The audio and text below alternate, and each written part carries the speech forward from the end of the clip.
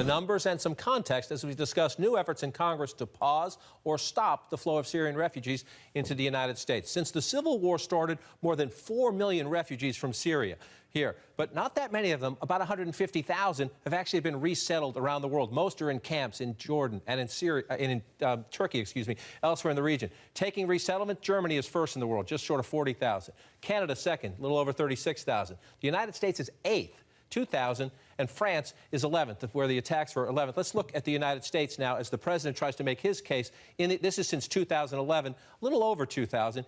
Texas and California, not surprisingly, at the top of the states that have taken them in. Michigan, you see Tennessee here, Arizona with a pretty high number. President Obama making the case after losing a very tough vote in the House last week to put a pause on the U.S. program. Before the Senate votes, we have the Thanksgiving break. The president is hoping lawmakers and the American people take a closer look and come to his side.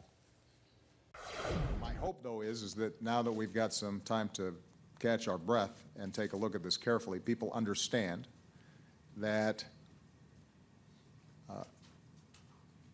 refugees who end up in the United States are the most vetted, scrutinized, thoroughly investigated individuals that ever arrive on American shores. Julie Pace, you see the president's frustration there. There is a pretty tough vetting process. The Department of Homeland Security, the FBI. It's not like the refugees who get on a boat, get to Greece, get into Europe. It's a very different process to get all the way here to the United States. That's the president's policy argument. Publicly, he's losing. The American people, a majority in a couple of polls this week, say we don't want any Syrian refugees in this case.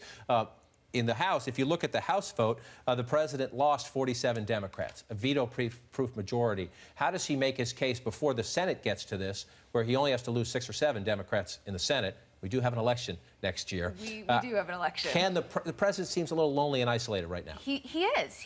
You wonder if the president had made the statement that you just played as his initial response to this, if maybe the situation in the Hill would be a bit different. But his initial reaction was to essentially say that if you're someone who is even considering trying to block refugees from coming to this country, then you are un-American. And that really got a lot of people's backs up against the wall. And the White House, as they've been talking to Democrats, have been focused more on policy and not on politics.